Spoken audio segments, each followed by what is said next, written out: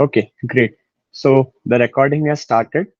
So welcome to week 5 course. So this is going to be another 2-hour class. We'll continue from where we left off. And my plan for today is to cover up Banach's fixed point theorem for the Bellman equation as well as the Bellman optimality equation, discuss the concepts around the fixed point, and eventually we end with discussing about policy iteration and value iteration. Maybe if there is time, I will try to cover dynamic programming. And if more time remains, we start off with Monte Carlo. But most likely, this will be covered in the later week. I hope we will cover value iteration and policy iteration, till value iteration and policy iteration in detail. And then maybe we'll do a simulation or an example code to see and compare and contrast the difference between how value iteration and policy iteration is implemented on the MDP problem that we discussed last week. Okay, so let's start. Just a second.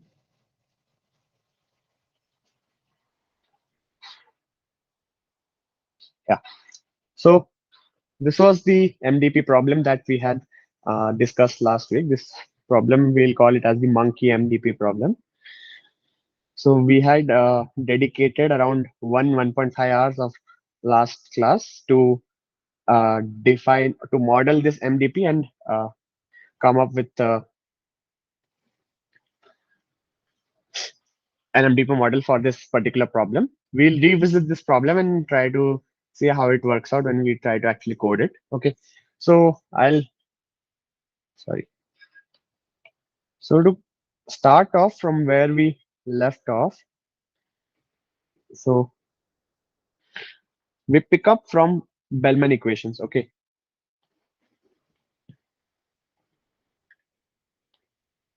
so Bellman equation, I'm only mentioning it for the V function.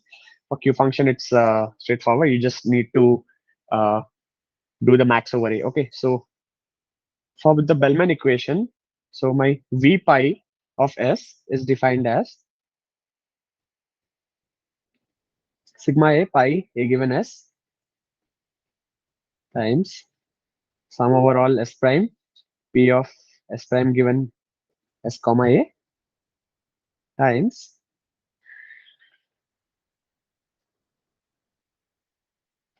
R given S A S prime plus gamma times V pi of S prime. So this is a set of linear equations. For S such equations, you can you can find a solution. And we'll also show that the solution that you get is a unique solution. We'll cover that in some time. This is the Bellman equation. Okay, this is called the Bellman equation. It's a system of linear equations.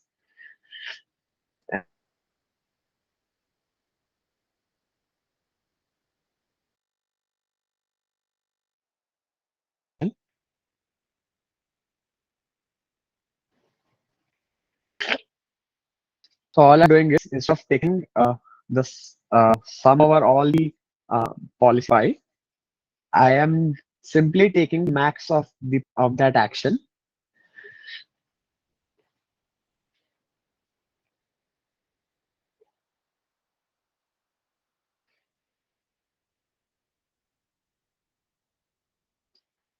Okay, so this is the Bellman optimality equation.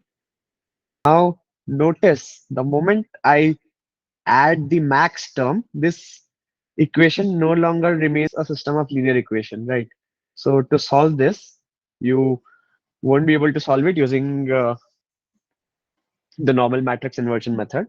So we'll be looking at ways on how do we arrive closer and closer to V star. Okay, so this is the aim for this lecture. Maybe we color it up. So this is the Bellman equation. This is the Bellman optimality equation, right? So far, so good. And another assumption that we'll be making is that my pi of A given S is equal to my pi of S. Okay. So the assumption is that the policy I have is a deterministic policy. Okay, what it simply means is, given a state S, I no longer have a distribution, a probability distribution over all the actions present in that particular state. Rather, it's kind of deterministic, where one action has the probability 100% to be selected, and all other actions have probability zero. So it's like a deterministic policy. And here we make one assumption that my optimal policy is deterministic. Okay, so far so good. And the reason we can make this kind of an assumption is that I hope the recording is on. Okay, and yeah, you guys can hear me, right? Okay, so the reason why we can make this assumption is that I'll just write it down. We say that if MDP has an optimal policy,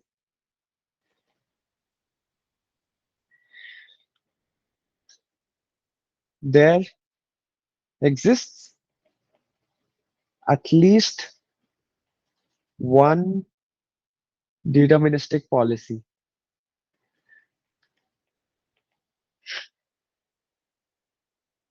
So what we saw is, for an optimal value functions, there can be multiple optimal policies. Okay.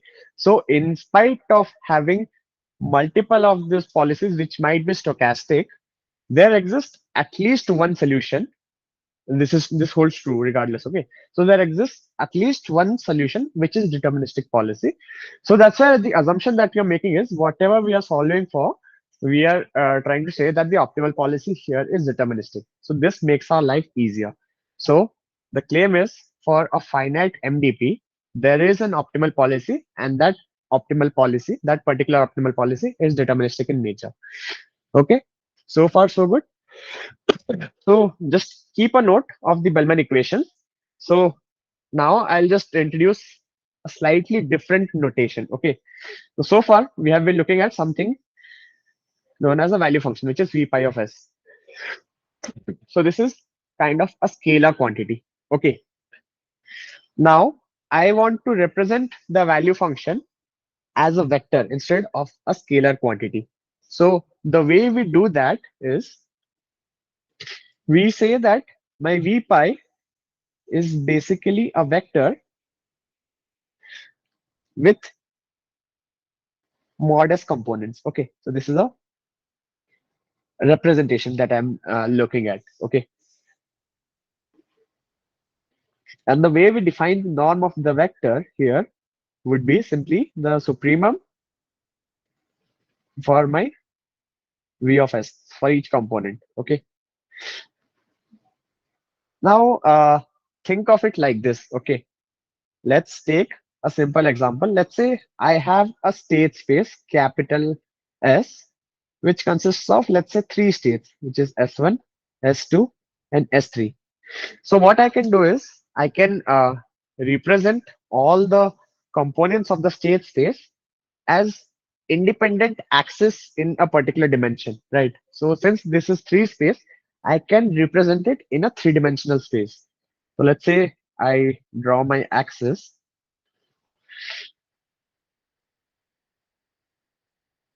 Okay, so let's say I draw my axis. So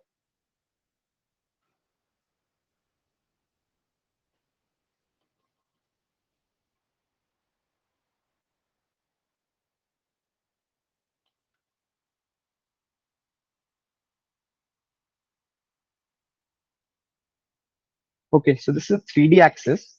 I label it as, say, S1, S2, and S3. Okay, so my XYZ axis has been labeled as S1, S2, and S3. I can do that, right? I can name my axis anything I want, right? So here, maybe this point, I'll call it as my v pi of S1. Okay, so this is a component of my value function v pi. Maybe this is my v pi of S2. and this is, let's say, v pi of s3. Okay, so these are three components. Now, if I were to represent it as a single vector, how I'll do is I'll just plot it somewhere here. So maybe this point here, sorry, I haven't drawn it to scale, but I hope you can make an imagination, right? So I'll say that this point over here, I'll call it as v pi. Okay. So note that v pi here is basically a vector. Okay, I hope this is somewhat clear what I have drawn. So my v pi here is basically a vector, and my v pi of s is a scalar quantity. Okay. So we have defined what a vector is. We have defined how the norm of that vector is defined. It's just a component-wise supremum. Okay. It's a supremum of the individual components. That's what we are looking at. This is the norm of that particular vector. Uh, and yeah, so this is vector notation that we'll be revisiting quite often during this session. So just make a note of this. So my v pi is a vector. My v pi of s is a scalar quantity. Now I'll define something known as a Cauchy sequence. Okay, this is important for the proof. So I'll just make a quick revisit to what a Cauchy sequence is. So we say that for every positive real number, for every positive real epsilon, any epsilon greater than 0, there exists an n belonging to z plus. Z plus is the set of positive integers such that for any m comma n greater than capital N, I say that my xm minus xn is less than epsilon. Okay, so what I'm trying to say is beyond a certain point, which is n, capital N, any number that I sample, any number that I select, which is greater than n, so here m and n, so any number that I sample, the successive elements start coming closer and closer to each other. This is what the claim is. So you say that my successive elements are coming closer to each other. So this is what we mean by a Cauchy sequence, right? Any example of a Cauchy sequence that you guys can give?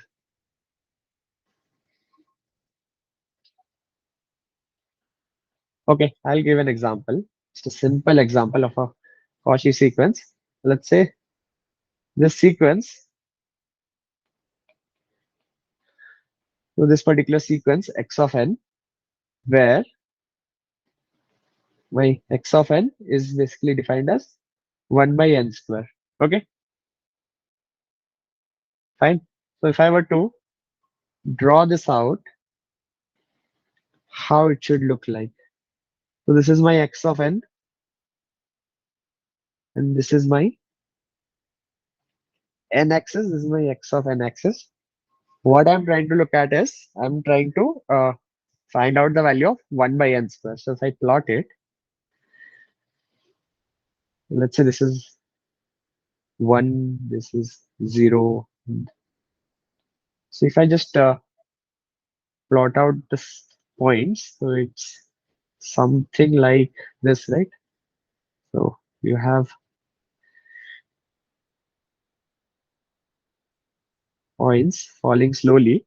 Now you see, initially the distance between the points uh, was large, but after a certain point, the successive elements here start coming closer and closer.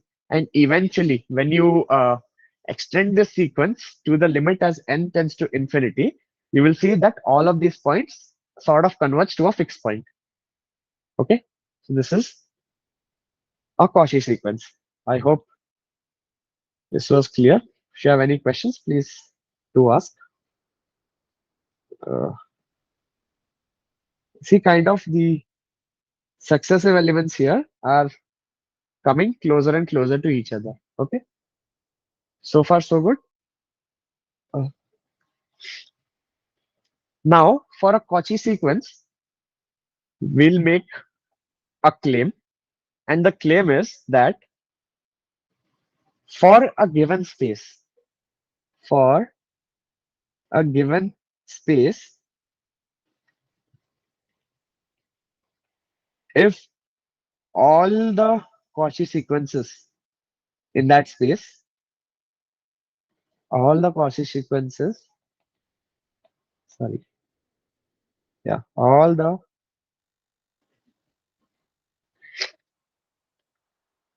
Cauchy sequences are convergent,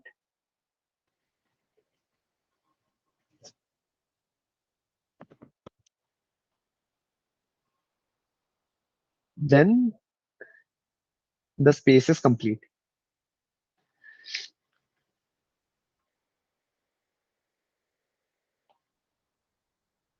Okay, for any given space, if all the Cauchy sequences that are defined in that state are convergent, then we say that the space is complete.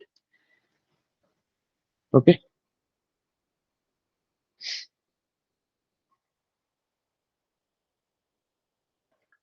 any questions so far?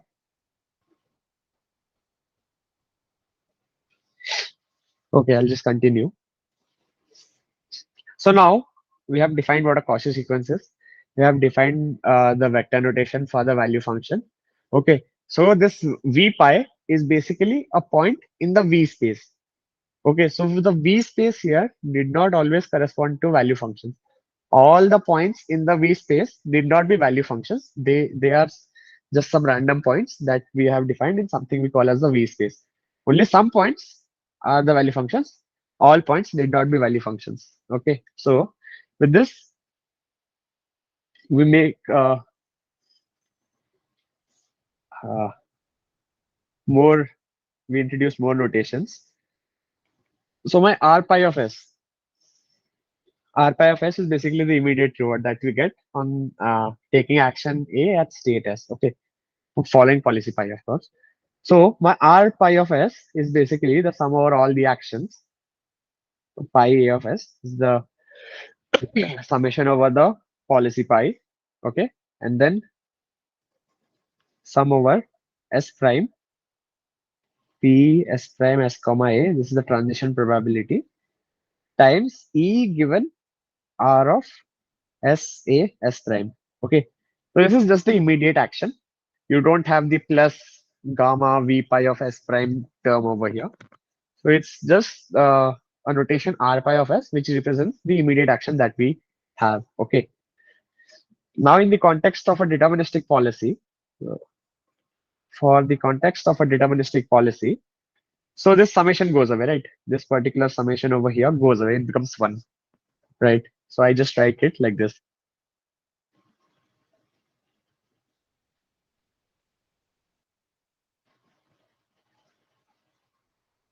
Yeah. So I'll write it like this. I sum over s prime p s prime given s comma a e r given s a s prime. Okay, so this is my r pi of s for deterministic policy pi. Similarly, uh, my p pi of g of s is basically the marginal probability of This is basically the marginal probability of transitioning from state S to state J. So this is uh, marginalized over all the actions. Okay. So this is nothing but this summation over all the actions for pi a given S times P of J given S comma A. Again, for a deterministic policy, this would be uh, simply P of J given S comma A. Okay. So this sigma A pi A given S becomes 1. Why did the summation of a policy become 1 for a deterministic policy? So the deterministic policy is defined as such. So whenever I'm saying a policy pi a given s, okay. So what it means is for a given state, let's say I have 4 actions. So all these 4 actions have different probabilities. So it's like saying action. So I have 4 actions: a1, a2, a3, a4. So let's say action a1 has a 25% chance, a2 has 30%, a3 has remaining 15%, and a4 has whatever the remaining probability is. Okay, so it's the chance of me selecting different actions given that I am at state S. So when I say that I have a deterministic policy, so what it means is, so when I say I have a deterministic policy, what it means is one of the action has a probability of 1, rest all actions have probability of 0. That's what we mean by deterministic policy. And the assumption here is that for a finite MDP, there exists at least one deterministic policy. There might be multiple optimal policies, but at least one of the policy is a deterministic policy. That is the assumption that we have. Okay, sir. Okay. Got it? Yes, yes. Okay. Okay, so now that I've defined the scalar quantities R pi of S and P pi of G, J given S. So now I'll represent it by its current vector notation. Okay. So here, the vector notation of R pi of S is basically R pi. So this is an S dimensional matrix. Sorry, it's an S dimensional vector. Okay, so this is the reward vector. And similarly, my P pi is an S cross S dimensional matrix. Okay, so my P pi is called the stochastic probability matrix over here.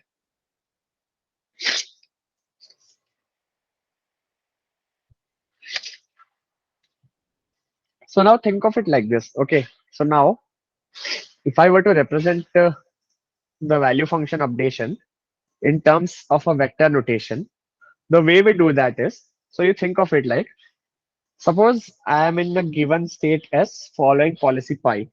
So on following policy pi, I get a reward of R pi plus gamma times the probability of me transitioning into the next state and getting some terminal reward V. Okay. Think of it like this. If you're one step away from goal, you take one particular action, you get some immediate reward plus the discounted terminal reward, which we'll term it as V. So it's like once you reach V, your task is done, you're terminated, and whatever you get is basically the terminal reward, which you get discounted by a factor of gamma. Okay. And similarly, you process it further and further. Uh, so all I'm trying to do is I'm only trying to look at a one-step reward, and anything that comes subsequent to that is sort of approximated by this terminal cost function, which we will call it as V. So if you think of it in this fashion, so this is how the Bellman equation looks like, right? So I call this terminal function as my V pi, and we want that this terminal reward should be equal to V pi after we have reached basically the goal, right? So the immediate reward plus the reward to end the episode. And once you have reached the end of the episode, the more you keep on doing it, it's like you keep on getting the same value function. Okay, so this is the Bellman equation, right? Bellman equation, but in the vector notation. Okay, so now once we have this equation, so I can rewrite this as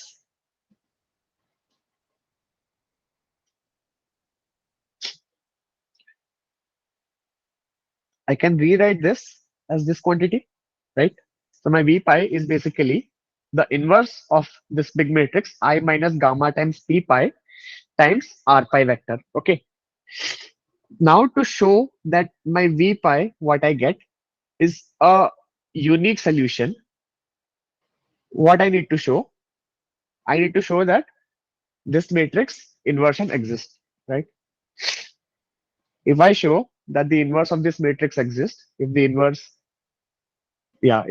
of this matrix exists, it's non-zero, then my V pi that I get is a unique solution, right? So how do we show that? So if you take a look at the identity matrix, so the eigenvalues for an identity matrix is one, right?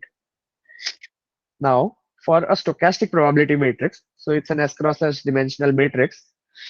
So you think of the stochastic matrix as some kind of a distribution wherein each row, so it's a matrix, each row in that matrix sum up to one in the p pi stochastic matrix. Each row sum up to one. This is called the stochastic matrix. And the maximum, sorry,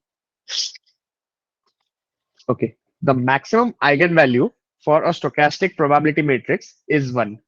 Okay, all other eigenvalues are less than one, but the maximum eigenvalue corresponds to one. Okay, and since there is a gamma factor, okay, so here my gamma is always less than one.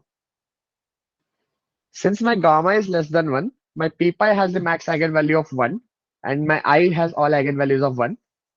So the value of I minus gamma p pi,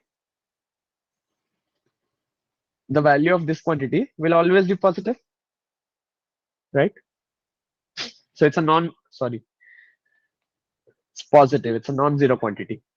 So the value of this quantity is always positive and never equal to 0 because of the gamma factor. So if gamma is equal to 1, then it might become 0.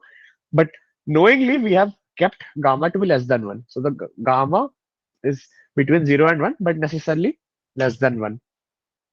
So once we show that, we can say that the inverse for this particular, matrix exists, and hence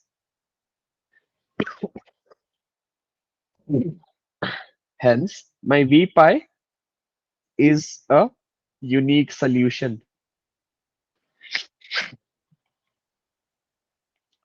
Okay. So we have shown this in the vector notation that the V pi that I get will be a unique solution. So here my V pi, so since I have here I have taken my state space to have only three states, S1, S2, and S3. So my V pi would be represented something like this. It would be V pi of S1, V pi of S2, V pi of S3, and so on, right? This is the vector notation. And from the Bellman equations, we have a system of equations for V pi of S. Okay, be it S1, S2, S3. You have n such equations, n unknown variables. You can solve it using a system of linear equations. So you solve for V pi, and the answer that you get, the solution that you get is basically a unique solution. That's what we have proved over here. Okay.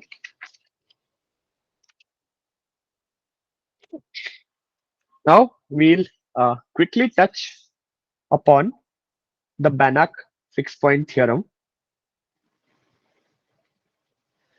So I don't want to go into the proof of this theorem. What I'll try to do is give an intuitive overview of what this theorem tries to state. But if you want me, I can go ahead and explain the proof, whatever you guys want. Sorry, just a sec.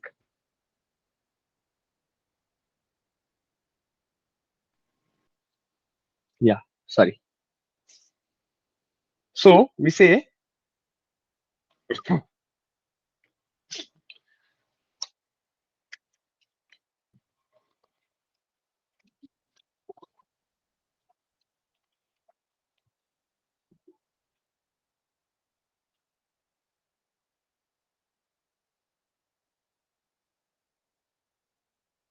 okay.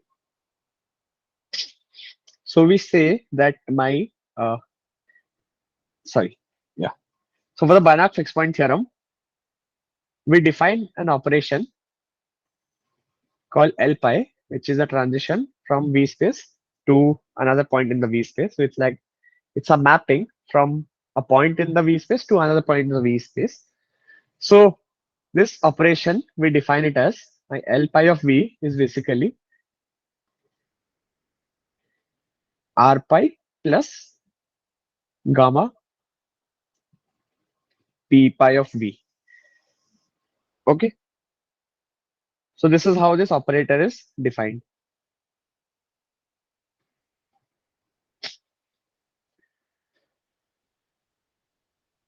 So here this L pi is also called as the Bellman operator. Okay. It's like when we operate L pi on V, we get the Bellman equation. So eventually we say that my L pi of V pi is basically V pi. Okay. So this is my Bellman equation in a very compact notation. Okay. L pi is the Bellman operator. When I operate it on the vector V pi, I end up with V pi. This is the Bellman equation. And once we do that, once we say it like this, we say that my L pi is basically, sorry, my V pi is a fixed point of the operator L pi. Okay, it's like this. You start with some arbitrary uh, value V naught following policy pi. So you start with some arbitrary V pi naught. You operate the Bellman operator, you get V pi 1. Then you operate it further and further. Eventually, you will reach a point where the operation doesn't map it to a new point, but it keeps on mapping it to the same point. So I'm operating L pi on V pi and I'm ending up with V pi. Okay. So then we say that my V pi is basically a fixed point for the operation L pi. Okay. Now we define the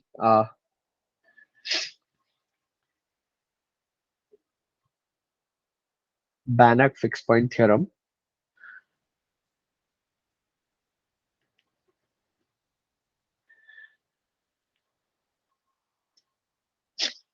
So before we define the Banach fixed point theorem, we need to know what we mean by a Banach space, right? So when we say we are dealing with a Banach space, what it means is that first of all, it should be a vector space. Okay. First of all, it should be a vector space. Okay. And secondly, it should be complete. So what was the property for completeness? So we discussed that for a space to be complete, all possible Cauchy sequences in that space needs to be convergent. As along with that, it needs to be a vector space.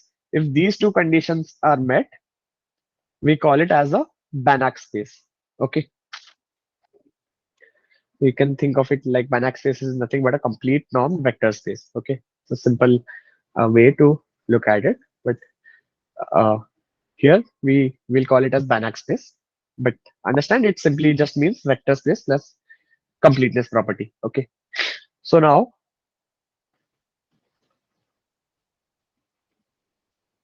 suppose my capital U is a Banach space Okay.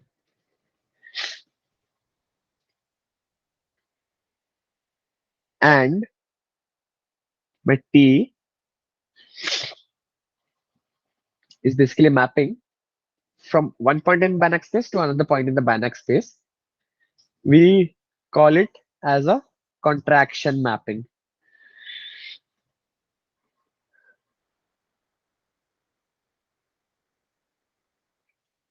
Okay.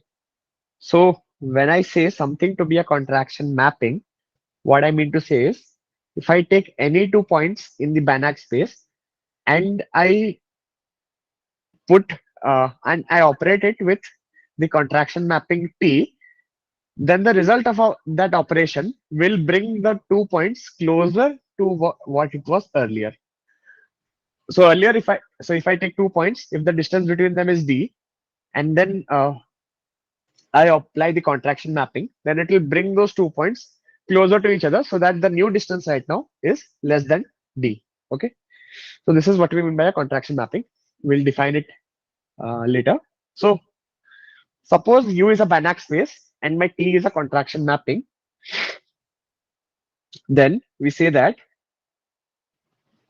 there exists a unique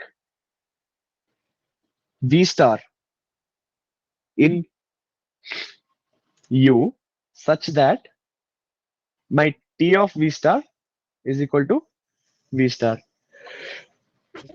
It's saying that if I apply the contraction mapping, then it maps to the same point.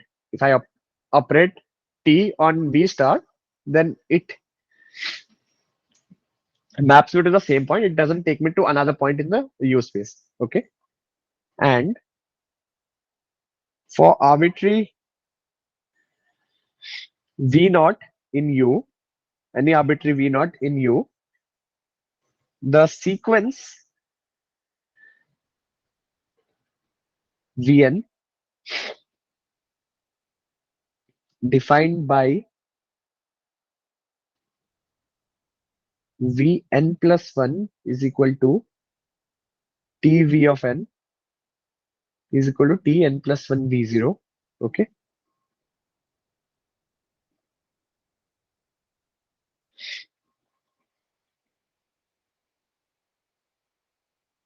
So this converges to V star. Okay. Simply put, what it's saying is for U in a Banach space, there exists a fixed point V star such that if I apply the contraction mapping, I end up at the same point. And for any arbitrary V naught that I take in the U space, the sequence that I get on defining, which is defined by T of Vn, if I keep on doing that continuously, I'll eventually converge to that unique point V star. Okay. So this is the Banach fixed point theorem. So from an MDP perspective, what it is simply telling me is that for a finite MDP, given a sufficient number of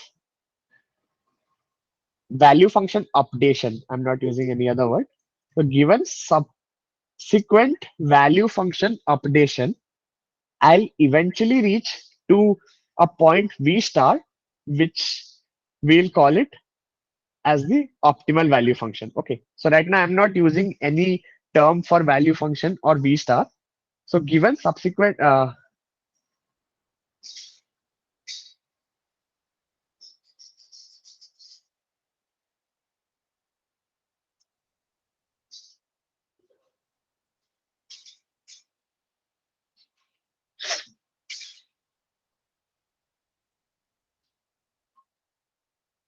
okay. Yeah. So for arbitrary V naught in U, so the sequence Vn defined by Vn plus 1. So yeah, sorry. So I was saying from a context of an MDP, you think of V star to be the optimal value function. So all it's saying is uh, given sufficient number of updation that we do, so eventually we'll end up with the to the optimal value function. Okay. Ignore that for now. We'll just talk in specific to the fixed point theorem. Okay. So this is what the fixed point tells me. There exists a unique point V star such that if I apply the contraction mapping, I eventually end up at the same point. And secondly, for arbitrary V naught in U, the sequence Vn, which is defined Vn plus 1, converges to V star. Yeah, you have a question?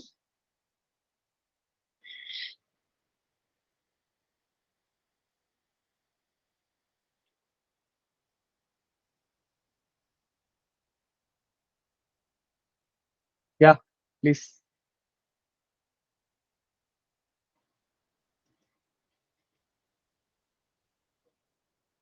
Uh, so you might want to type the question if you have any, or can simply unmute and ask.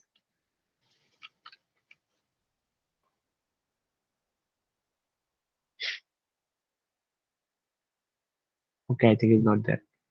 Fine, I'll just move ahead.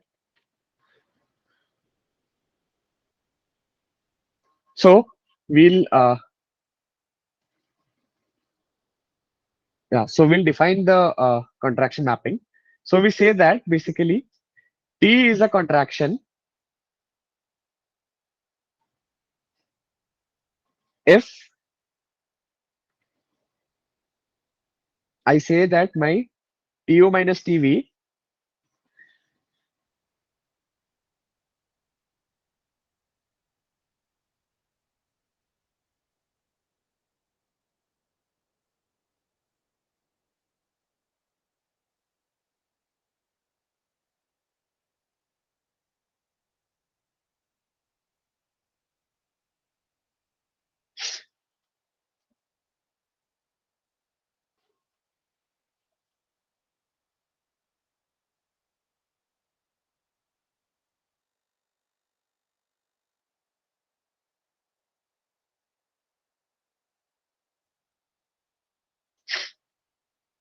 okay. So T is basically a contraction if I take any 2 points in the U space, U and V, and I apply the contraction operator or the contraction mapping on U and V. So it basically reduces the distance between U and V, and the distance reduction is basically is by at least a factor of lambda over here. Well, lambda is basically a quantity between 0 and 1. Okay, so this is the definition for a contraction mapping. Uh, so all we need to do is, so for the context of the Bellman equation, from the context of a Bellman equation, if we want to show the existence of a unique V star, which is the optimal value. Okay, if we want to basically show the existence of a unique solution from the perspective of a Bellman equation, okay, all I need to do, all I need to do is that proof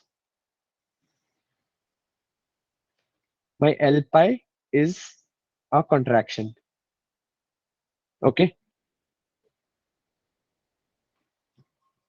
so once I establish that my L pi is a contraction, then I can take a look at the fixed point theorem and say that any point that I operate on the contraction will end up making 2 points come closer to each other, and eventually I'll be left off.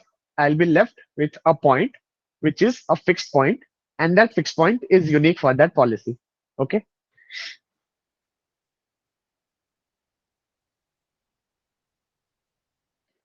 So to prove that, uh,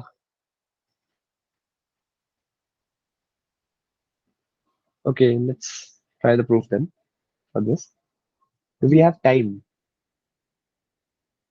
Uh, okay, let's do this proof since we have started it. So let U and V be in V,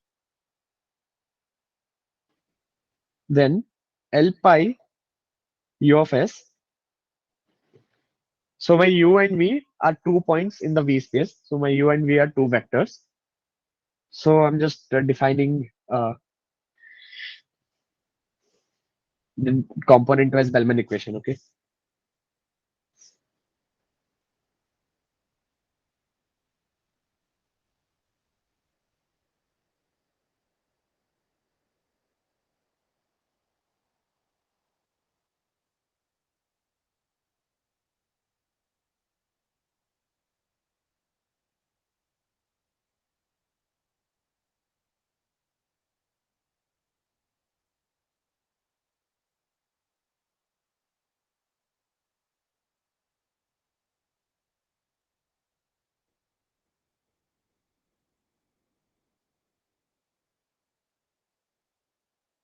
Okay. So now just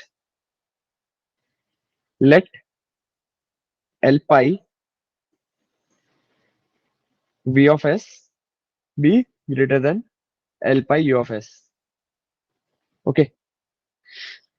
So I have taken two points in the V space, U and V, and just saying my V of S is greater than U of S. Just I'm doing a let. So I'm trying to prove it one way. Then I'll take US is greater than V of S and prove it both ways to show that L pi is a contraction. Okay. So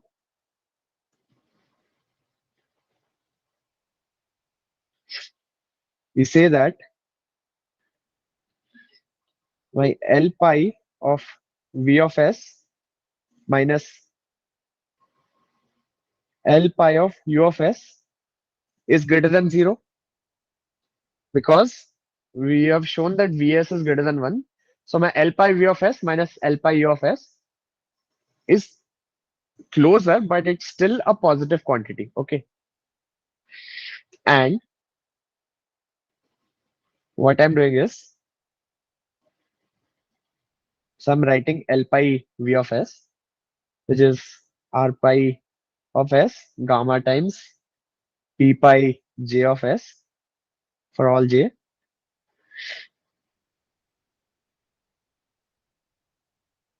Vj minus R pi of S minus gamma times J P pi J of S Uj.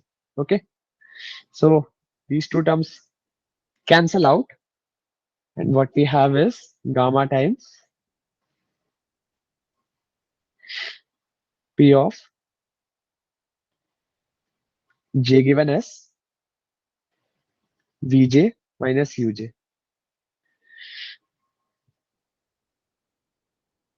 Okay. So now look closely what I'm doing.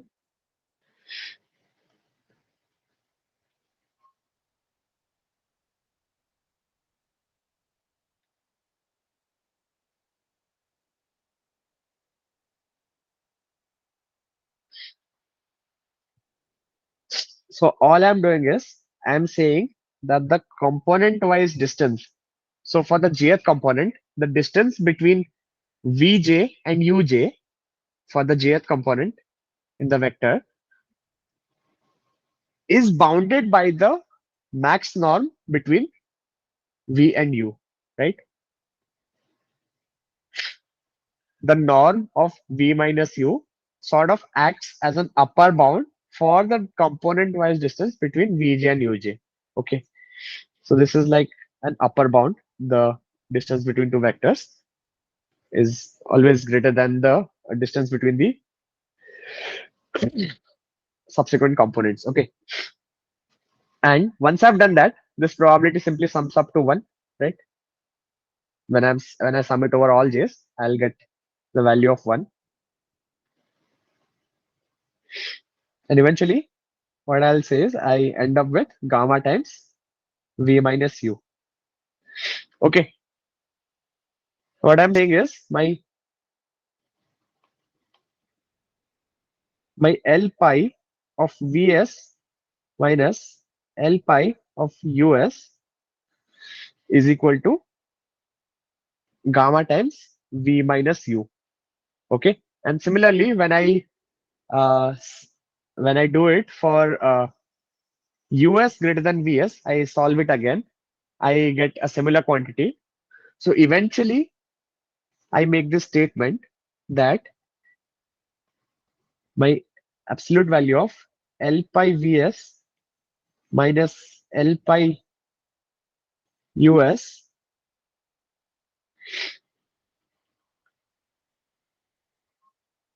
is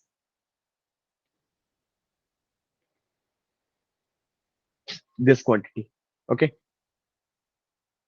What it simply tells me is that my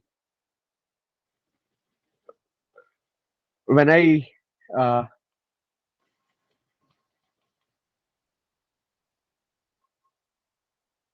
when I basically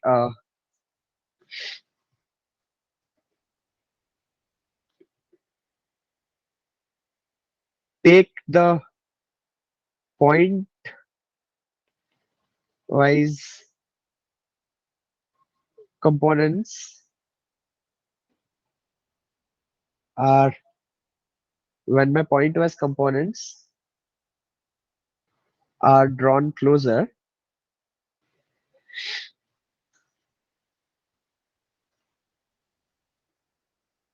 then the max difference also gets shrunk. Okay, that's what this equation tells me. Shrunk, or you say drawn closer. Okay, if I just highlight this,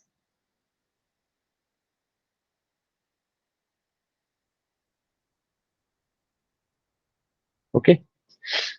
So what this tells me is that my L pi is a contraction map. Okay,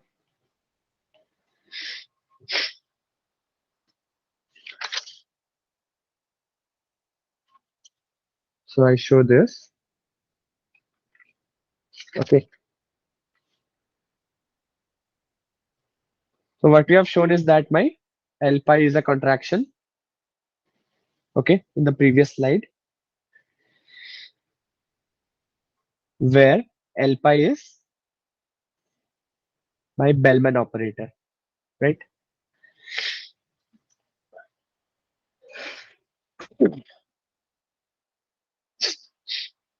Okay, similarly, so till now we have been only dealing with the Bellman equation. Now we'll come to the Bellman optimal equation. So similarly, we say that my Bellman optimal equation is defined as V star is equal to max pi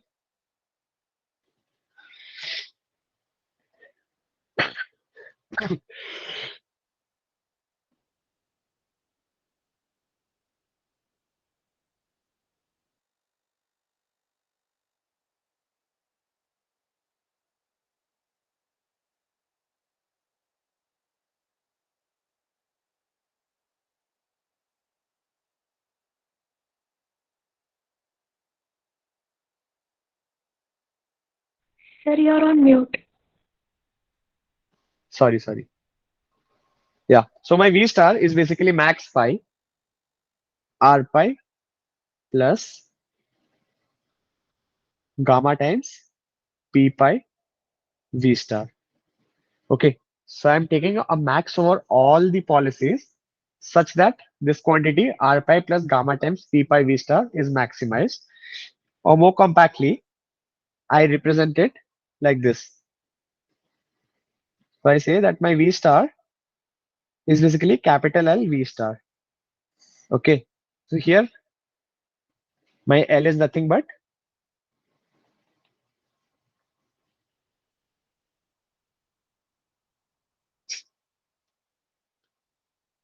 my L here would be the optimal Bellman operator.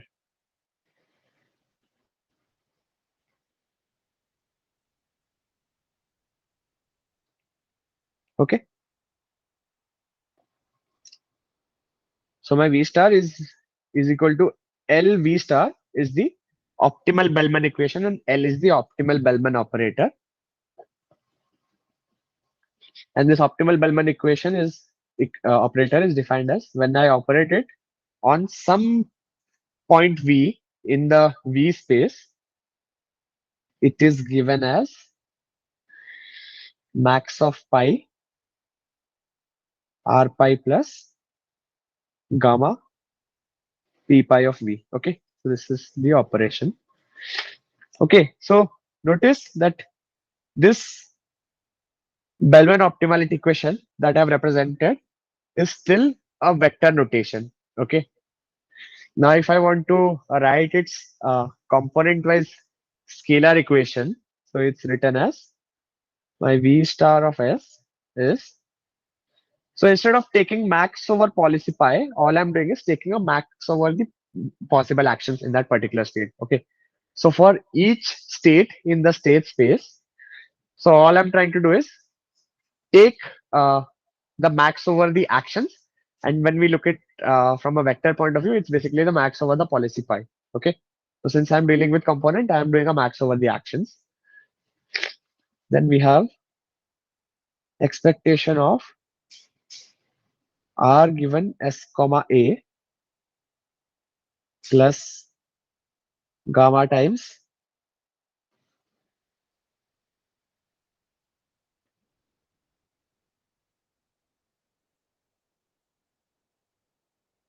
v star of j. Okay. You see this, these two quantities are equivalent. One is a scalar component wise notation. The other is its equivalent vector notation. Okay. So far so good.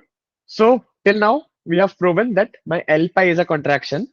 Now similarly, I claim that my capital L is also a contraction. Okay. The proof is similar to what we did last time. You again take 2 points VS and US. You say my VS is greater than US. You define the difference between them and say that it is bounded by gamma times V minus U. You do the other way around. You take US is greater than V of S and show that it's still bounded by gamma of V minus U. And combining both, you again show that my L is also a contraction. Okay. Now we say that let A star of S is basically one of the actions that we get when we do argmax of A over this particular quantity. Okay, notice that when I do the expectation over R, so I'm marginalizing it over S prime. S prime is basically the subsequent state. So I'm basically when I'm marginalizing over S prime, I'm basically taking a summation over all S prime. Okay, so that S prime goes away from over here. Plus gamma times for all j, pj s comma a vj. Okay, so this is how we select the uh, optimal action. Note that it need not be only one action. That's why we have a set notation. Because we are doing an argmax, there might be multiple actions that corresponds to the same value function v star of s. So again, I'll just reiterate what we covered last time. I mean, 2, 3 slides back. So for a finite MDP, okay, I'm reiterating what I had stated some 10, 15 minutes back. For a finite MDP, there will always be one deterministic policy.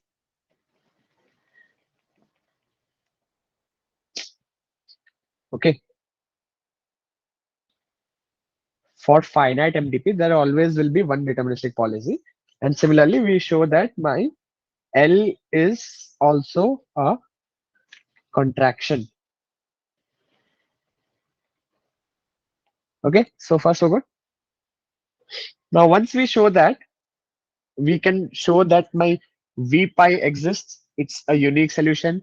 My V star exists. It's a fixed point and it's a unique solution. Okay. So when I say my L pi is a contraction, okay. So when I say my L pi is a contraction, then we have that my V pi is a fixed point of L pi. Okay. Similarly, we show that my L is a contraction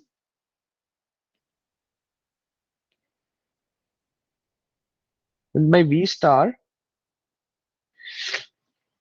is a fixed point of L. Okay. So here my L pi is the Bellman operator, L is the optimal Bellman operator. Okay, so it's 7:12. Let me quickly touch upon the value iteration and policy iteration. Then we can close the session. So we define value iteration.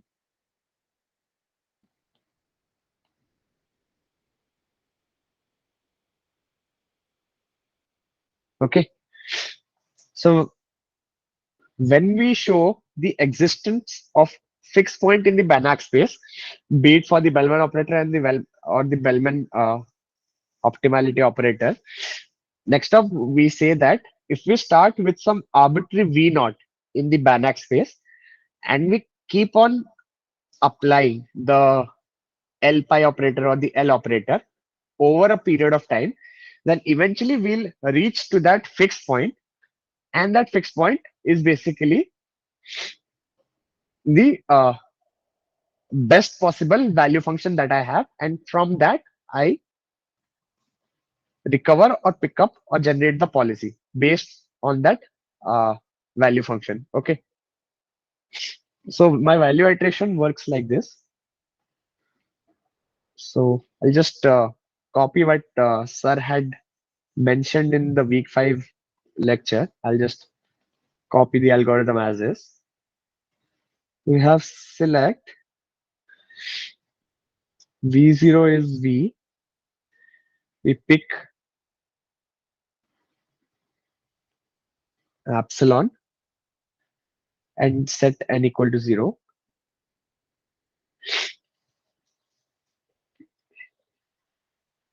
So for each s in capital S, we compute v of n plus 1 s by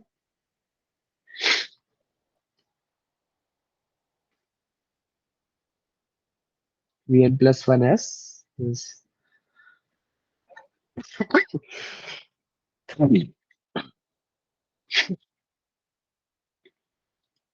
so what I'm doing is I'm just applying the Bellman optimality equation. Okay,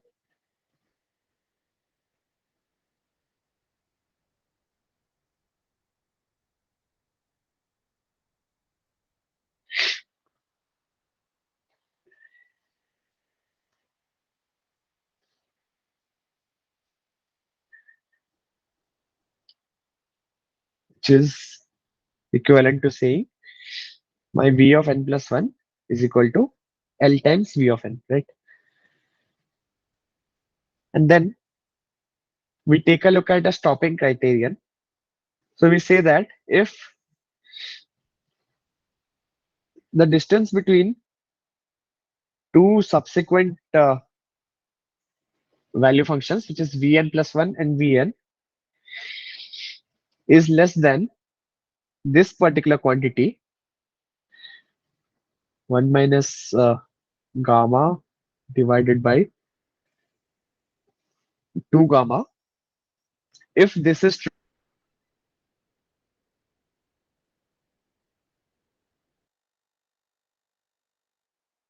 step 2. Okay, else you continue with step 2. If the stopping criterion is met, you go to step 4, and then for each s in the state space,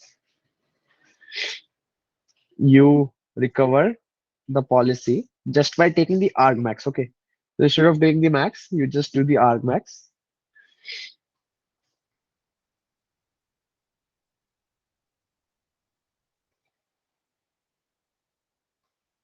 Okay,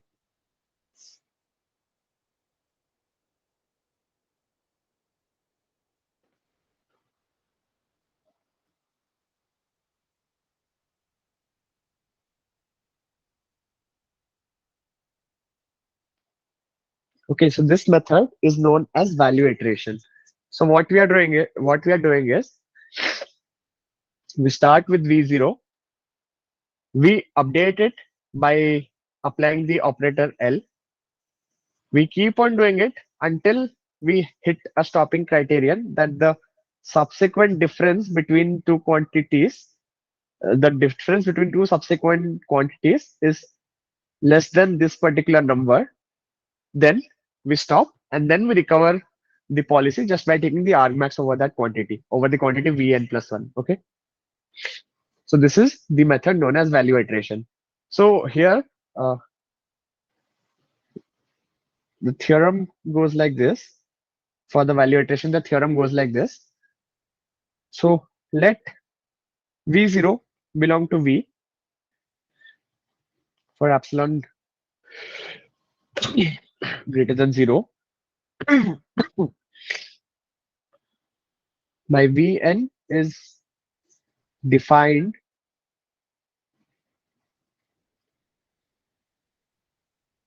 from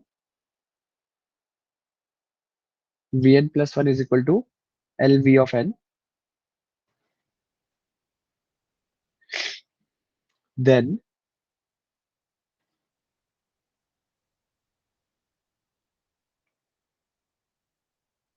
vn converges in norm to v star. There exists a finite n at which 3 is met for all n greater than that quantity capital N. Then pi defined by 4 is epsilon optimal, and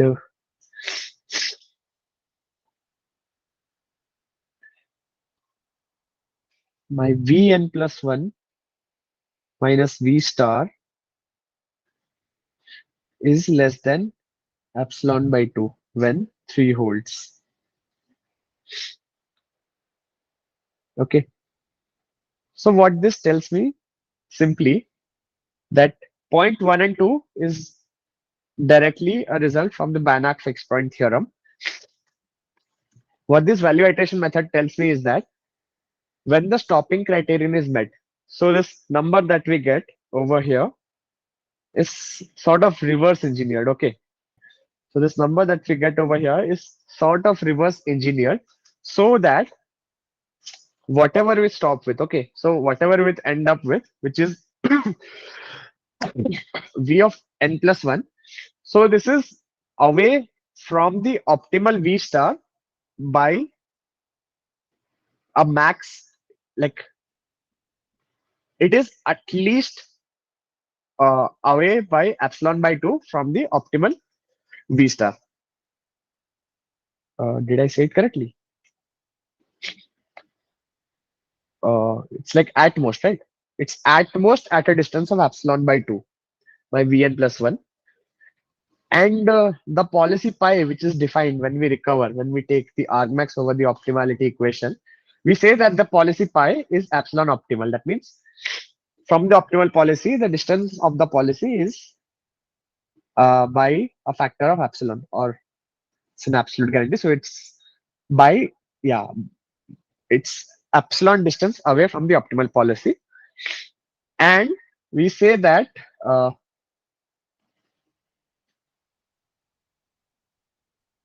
we say that here in this case, my v pi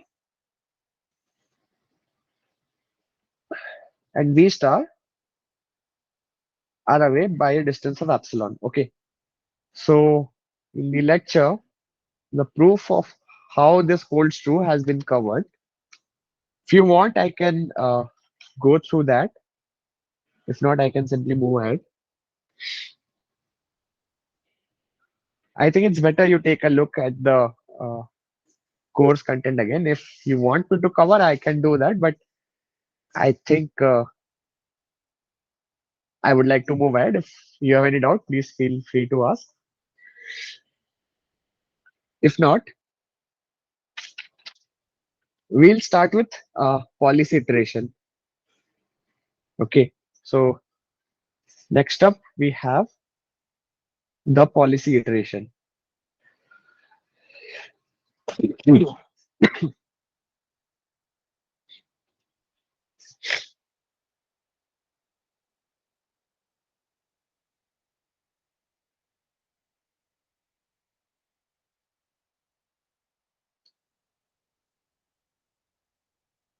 So instead of iterating and updating the value functions directly, now we are dealing with the policy space. So for policy iteration, the way it works is like this. So you update the value function by one step. Then I'm greedy with respect to that updated value function. I update my policy. Then I update my value function to v of n plus 2. Then I'm greedy with respect to that particular value function. And I continue doing that till I reach my stopping criterion. And once I reach that criterion, I say that my policy iteration converges to the optimal solution. Okay. So important result here is that for the value iteration, we claim that the value iteration converges to epsilon optimal solution. Okay. So this is a claim. This is a mixture of the Banach six-point theorem and then just some reverse engineering to prove that 3 and 4 also holds true. Similarly, we can say same thing for the policy iteration. So how policy iteration works is we select arbitrary pi naught. Okay, we start off with some arbitrary policy pi naught and set n is equal to 0. So just a sec.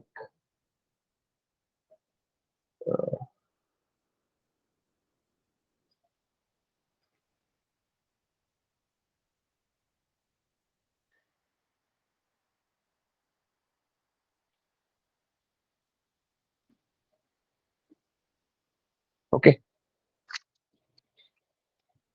then my policy iteration basically consists of two steps. Okay, it's a two-shot process. First, we evaluate the policy. Next up, we improve the policy. Okay. So first off, we do policy evaluation, right? Can think of it like this. I'll just draw some diagrammatic graph. Okay. So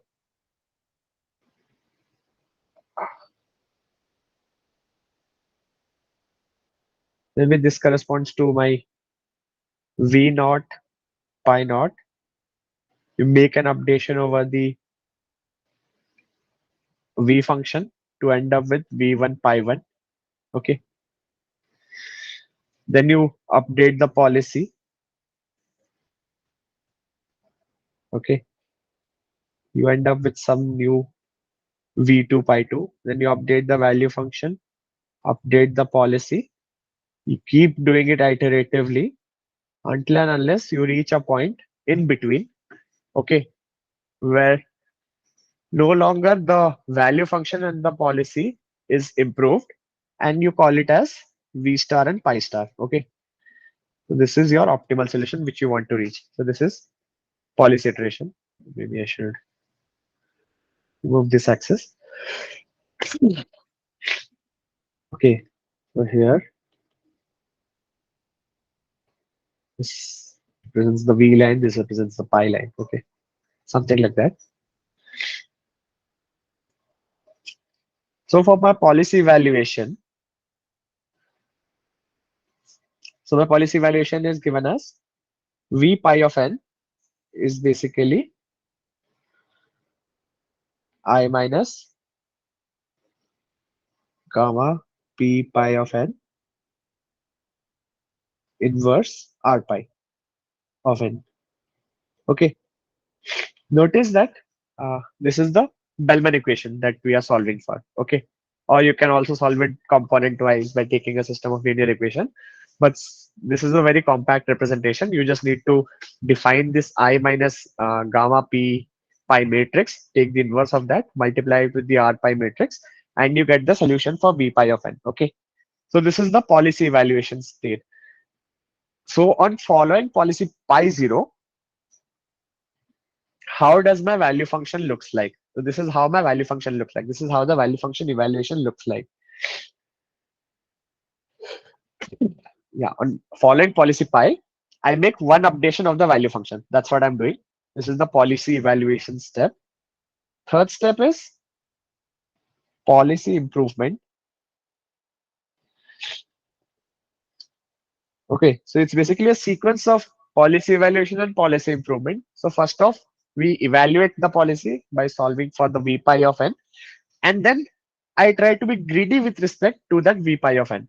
So here I want to choose pi of n plus 1 over here. Okay, and the way we do that is pi of n plus 1 is my argmax of A, R pi plus gamma p pi, V pi of n, right? And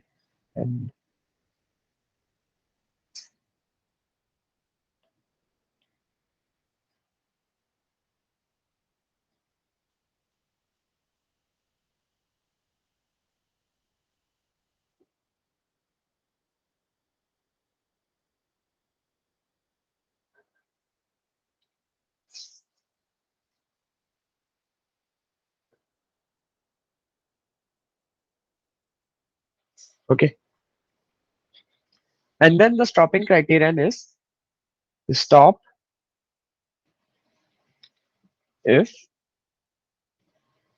my pi of n plus 1 is equal to pi of n. So my policy is no longer improving. And once we do that, we declare that my pi of n is pi star. Okay. So that's what we declare. And then we stop. So this is policy iteration. And now we just want to show that uh, all we need to show in policy iteration is that on improving the policy, on showing that my pi of n plus 1 is improving, I am necessarily getting a value function which is greater than the value function in the previous step. Meaning, for my policy pi n plus 1, the value function v of n plus 1 that I get needs to be better than the value function that I had for policy pi, namely the value function v of n. So I need to show that my v of n plus 1 is greater than v of n. Once I show that, I can claim that my policy improvement step actually works and we are going in the right direction. Okay. So we just prove that. So we say that let my pi of n plus 1 satisfy point 3 here. Point 3 is this part. It satisfies this argmax of r pi n plus gamma p pi va pi n. Okay. So if it satisfies that, so I say that my pi of n plus 1 is greater than pi of n. Okay. And once I say that, I simply expand it. So my pi of n plus 1 is r of pi n plus 1 plus gamma p pi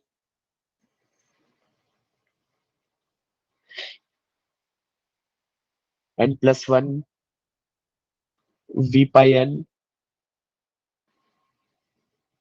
greater than r pi n plus gamma p pi n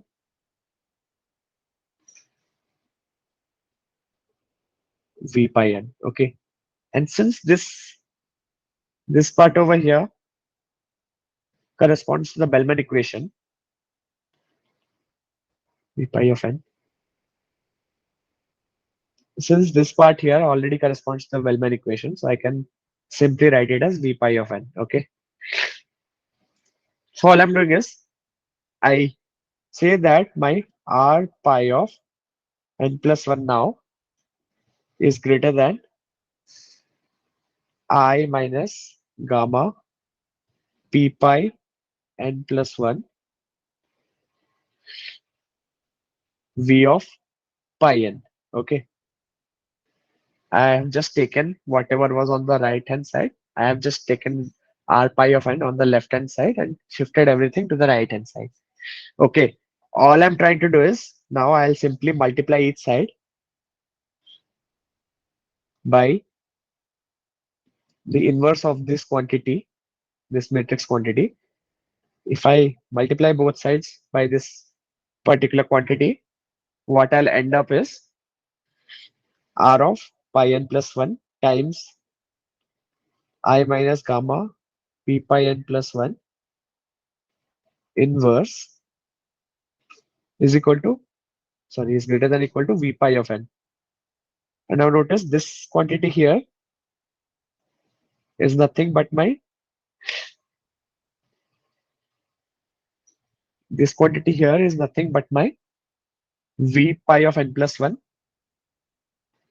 greater than v pi of n. Okay.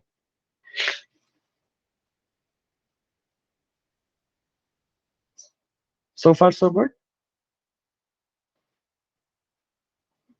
So this basically shows that given that the value function is improving, so whatever policy pi of n I end up after the stopping criterion is met, I simply declare it to be my pi star, and that is the optimal policy that I have.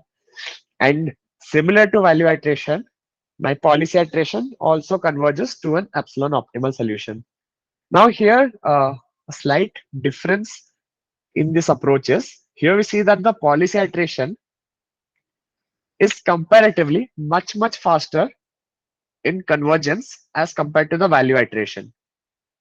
Okay, value iteration, it shows convergence, but the rate of convergence of policy iteration is much quicker than the rate of convergence for the value iteration. And the reason for that is we are trying to basically update both policy and the value function simultaneously. Okay, it's like a two shot process. So at any possible time, we always have a finite number of deterministic policies to search in the finite MDP problem. Okay, so we have, we always have a finite number of deterministic policies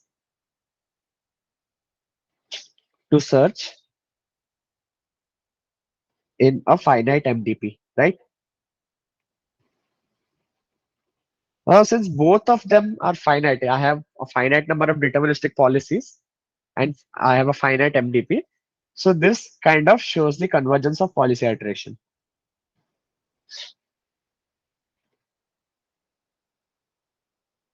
Okay.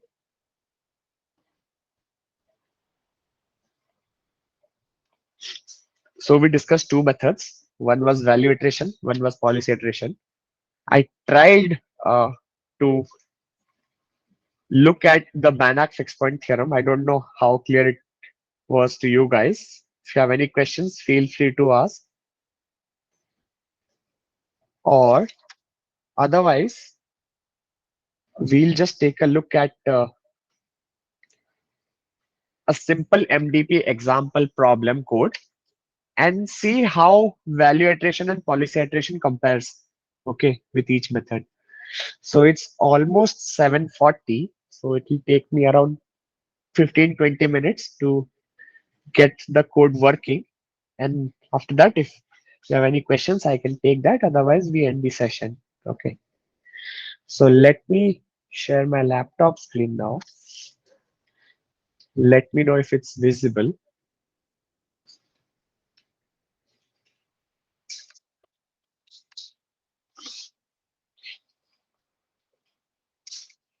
Is it visible? My laptop screen. Yes, sir. Okay.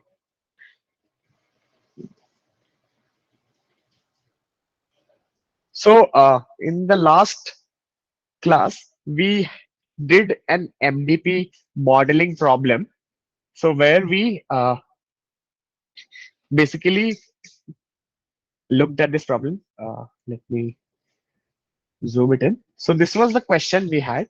So we'll take a minute to read through it. So basically, you are a manager for a local zoo and it's come to our attention that there is only one monkey, and it is basically begging food from the visitors. So if the visitor feed it some food, uh, so the two actions that the monkey has is it gets a banana, or the second action is it gets no banana. So it has four following modes of behavior, which is sleeping, sated, hungry, and furious. And this is the transition probability from one state to other given a particular action. Okay. So this we solved. We took roughly 1.5 hours last week to get the solution to model design this MDP. So eventually it looks like this. Okay. So this is how the MDP looks. The monkey has four states. So my state is basically sleeping, sated, hungry, and furious. I will represent it by the number 0, 1, 2, 3.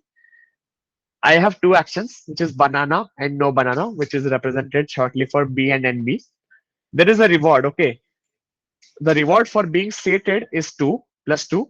The reward for sleeping is plus 1. Reward for being hungry is 0. And reward for furious is minus 1. And this is how the transition looks like. For the action NB, which is no banana, if the monkey is sleeping, then with 0.95 probability, it remains sleeping and gets reward of 1. And with 0.05 probability, it goes to the hungry state and gets reward 0. Similarly, for sated state, for no banana action, it makes certain transitions. For the action of getting banana, it makes certain transitions. Let's say it's in the state sated state. So sated means satisfaction. Okay, sated means satisfied state. So in the sated state, if it gets a banana with 0.75 probability, it goes to sleep. With 0.25, it remains sated. Okay, and similarly, if it's hungry, uh, if it doesn't get a banana, it becomes furious. Otherwise, it remains hungry. If it gets a banana, it either gets sated or stays hungry. And if it's furious and it gets a banana, it goes to hungry state or the sated state or remains furious. Okay. So this was the MDP that was modeled. So this is an example code uh, for the monkey MDP problem that I had. So I'll just share it in the chat so you can open it side by side. Okay. Okay.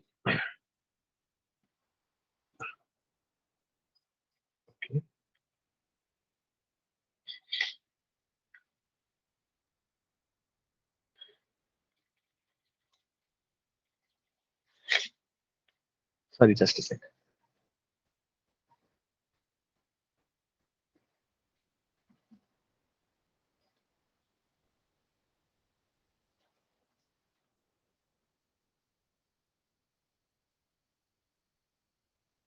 Okay.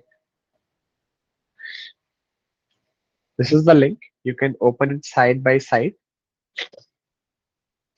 If you want to make any changes, you go here, click on save a copy in Drive. So you make your own copy and then whatever changes you want. Okay.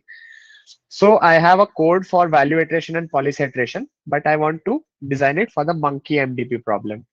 So I'll change so I had solved it for a different MDP problem. So we'll just take a look at the monkey MDP problem. So we have four states. Okay. The four states are sleeping, sated, hungry, and furious. Okay, these were the four states that we had, and the actions were banana or no banana. Those actions are represented by numbers 0 and 1. 0 means banana, 1 means no banana. Okay, and the rewards are so the rewards are 2, 1, 0, minus 1. Okay, so for sated it's 2, for sleeping it's 1, hungry is 0, and furious is minus 1. So sleeping is 1, sated is 2, hungry is 0, and furious is minus 1. Okay, so this is the rewards that we have. And the gamma is 0.9. Okay, now we are trying to just load the data. So we'll take a look at all the states. Okay. So when sleeping, okay, when sleeping, when the action is no banana, when sleeping and action is no banana, NB, with 0.95, I remain sleeping, and with 0.05, I move to hungry state. So we order it in this state: probability, next state, and the reward. So with probability 0.95, I remain in the sleeping state, for which I get a reward of 1. And with 0.05 probability, I move to the hungry state, for which I get a reward of, sorry, hungry state is 2. I get a reward of uh, 0, right? Fine. If I am in sleeping state and yeah, so probability 0.95, I remain sleeping, get a reward of +1. Otherwise, with 0.05, I move to the hungry state. And if I'm sleeping already, there is no action called banana. So I can say that if the action is banana with probability 1, I remain in the sleeping state and I keep getting a reward of 1. Okay. Since there is no explicit action mentioning banana. Next, for the sated state, again, I have no banana and the action of banana. So what for the sated state, no banana, I remain in the sated state with 0.25, go to sleep with 0.25, and go to hungry with 0.25. Let's see if I remember. Sleeping 0.5, sated 0.25, and hungry is 0.25. I just update. Okay. So zero point 0.5, I go to state 0, for which I get a reward of +1. 0.25, I remain in the sated state. Sated state is 1, for which I get a reward of +2. And with 0.25, I move to the hungry state, for which I get a reward of 0. This is when I don't receive a banana. And when I receive a banana, with 0.75, I go to sleep. And with 0.25, I remain in the sated state. So with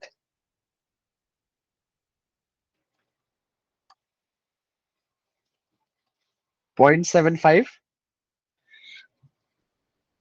I go to sleep. Sleep is state 0. And with 0.25, I remain in state 1, getting a reward of +2. Okay. So this is for the sated state. Next state we had was the hungry state. There are two actions: no banana and banana. Okay. So hungry state, no banana. 0.7% time I stay in the hungry state. 0.3% time I move to the furious state. So zero point 0.7 times I remain in the hungry state, get a reward of 0. And zero point 0.3 time I move to the furious state. Furious state is 3, right? I move to the furious state and I get a reward of -1. Fine. So for the action of banana, 0.4 I go to sated, 0.6 I remain hungry. 0.4 sated, 0.6 hungry. So 0.4 I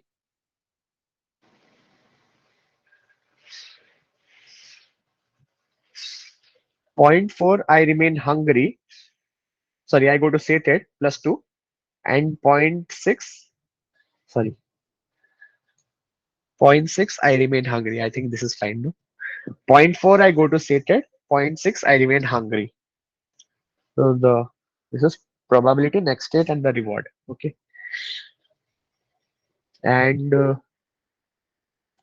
last state is called furious, right?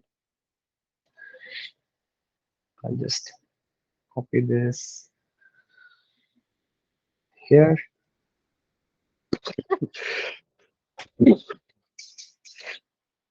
I'll just change. I just need to change for furious and banana. No banana and banana. For furious, If no banana, I remain furious with probability 1. Easy, right? So if no banana,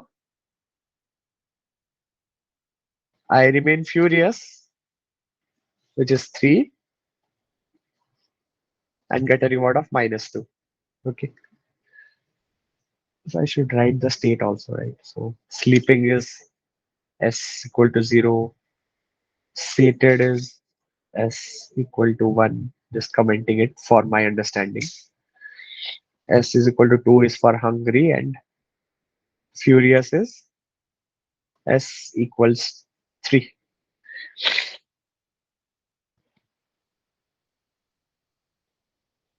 Okay. Uh, yeah. So only for no banana, if I don't receive a banana, I remain in the furious state with probability 1, getting a reward of -2. If I do get a banana in the furious state, then 0.5, I remain furious. 0.4, I become hungry, and 0.1, I go to sated. 0.5 furious, 0.4 hungry, and zero point 0.1 sated.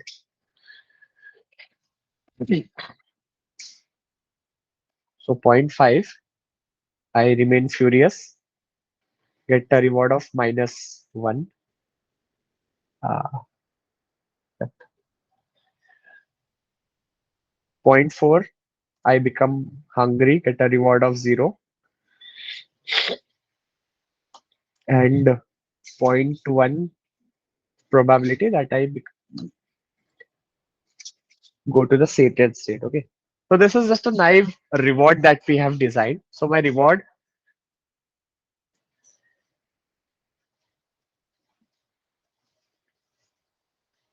so the reward is for being in each state. So I have said that being in sated state should give me a reward of +2. Sleeping should give me +1. Hungry is 0 and furious is -1. So this is just an intuitive reward design. So we have loaded the data. Okay. I think I haven't made any mistake. So the entire MDP that I have loaded it into this variable called data. Now, first off, we define value iteration. So this is the function to carry out the maximum. Let me run this thing first. So this is value iteration.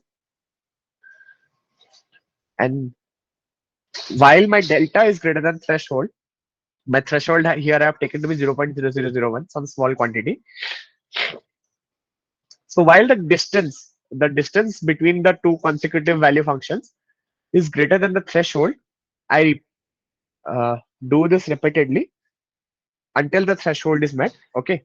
I do the iteration continuously. Uh,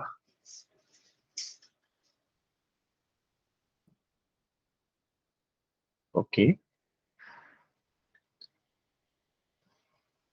Why?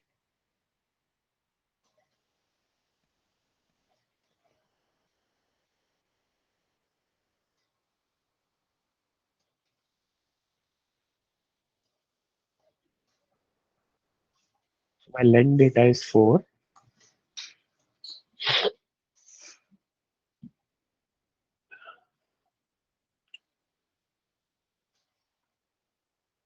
Each data point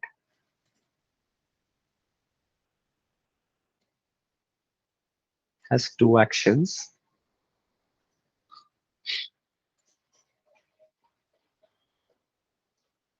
Okay, this is how the data looks like. Uh,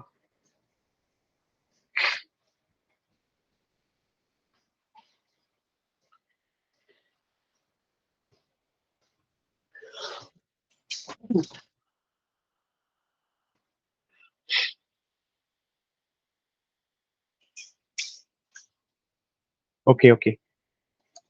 I should have 4 values, right, for the value function because I have 4.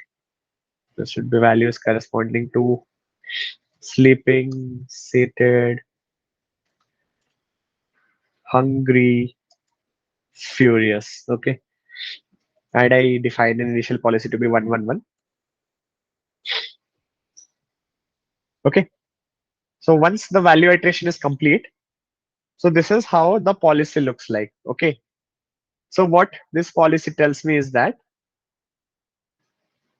optimal policy tells me that from all the states, the agents should choose the action to reach sated state. Okay. So the reason is because it has the highest reward function. Okay. The sated state has a reward of +2. So the optimal policy tells me all agents should choose actions so as to reach the sated state. And this is how the value function looks like. So for each state, how does the value function looks like? So for the sleeping state, this is the value function. For sated, this. For hungry and furious, this. So naturally, the value function for the furious state is the lowest, and for the sated state, it's the highest, right? And then this above cell shows the estimate for sleeping, sated, hungry, furious, respectively. Okay, and if I print the number of iterations it took me to get to the optimal uh, policy and the optimal value function, so it took me 89 number of iterations. Okay, for the method of value iteration. Okay, just keep this number in mind. Second, we just take a look at policy iteration. So again, I start with some initialize my value functions to be 0 for all state, and I start with some random arbitrary policy which is 1010. Okay, some arbitrary policy I start with. I define my 0th iteration. This is the policy evaluation step. This is the policy improvement step. So inside the policy improvement is the policy evaluation. This is the whole block is for policy iteration. Okay, so if I run this and then run the policy evaluation part and then print the value function. Okay, you see the both these methods converged to the same value function. Okay, so what this tells me is that both my policy iteration and my value iteration method converges to the same optimal value function, and this is how the policy looks like. I should change this to sleeping, sated, hungry, furious. Here, where else? Yeah, it's fine, it's fine, it's fine. Yeah. Okay, so again, I get the same policy, same optimal policy, which tells me that from all state, the agent should choose the action to reach sated state. Okay,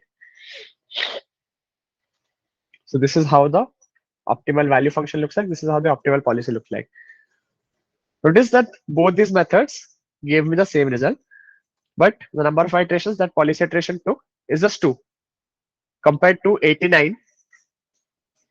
The number of iterations that the policy iteration took was 2. So the convergence in policy iteration is much faster in comparison to the value iteration.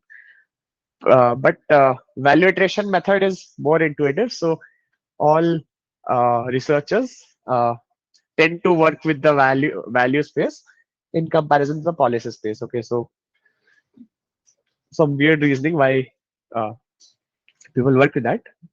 I myself don't know the reason, but okay. So value estimate converges, and the optimal policy is found in just 2 iterations by the policy iteration. Okay, so the value function for sleeping, sated,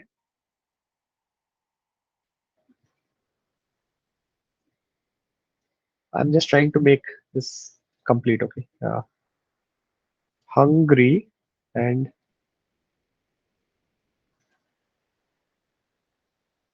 furious. Okay, so for sleeping state, my value function was approx 9.9999. For stated, it's approx 10.322. Okay, I'll just take it to 3 decimal point. For Hungary, it's approx 9.817. And for few years, it's 7.569. Okay. So also both algorithms predict the same optimal policy to attain.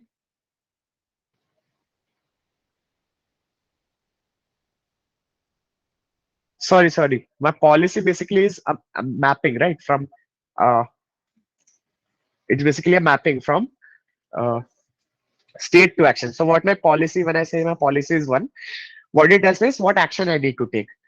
So all of them tell me to take the action of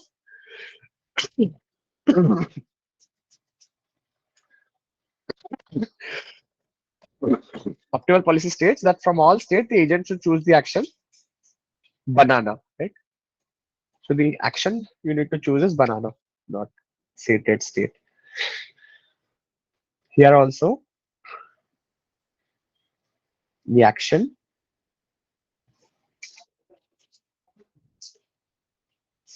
banana. Okay, this is some action banana, and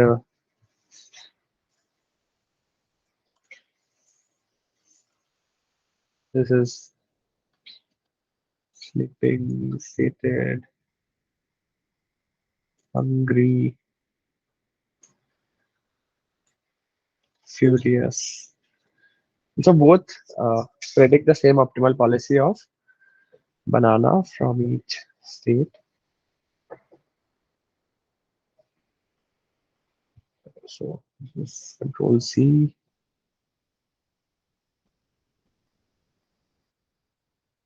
and yeah, I think this is it. So this is an implementation for the monkey MDP problem that we discussed. If you want to have a closer look at what the problem statement is about, please go to the video recording of the class that I took in the previous week. And this is an implementation for the monkey MDP problem. So here we have the code for value iteration, then the code for policy iteration. Go through it. It's a similar algorithm that I had mentioned in the slides half an hour ago. So yeah, that's all from my end. If you have any other questions, do feel free to ask me. Otherwise, we can end the session over here. So I'll stop presenting. Yeah, where can we see recording of the session? So if you go to the Swayam portal, uh, wait, I'll show.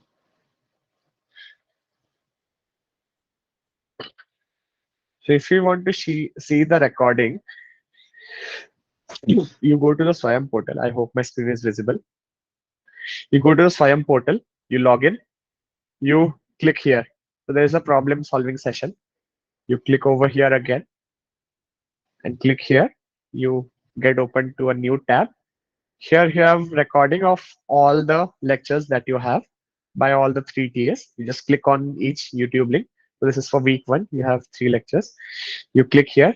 You will find the recording for uh, week 1, week 2, week 3, and so on. Okay. So I hope this answers your question. Any other question? It's already 8:01. I'll wait for 2 more minutes. If there are questions, I can answer that. I can take it up. Otherwise, we'll just close the class. Okay.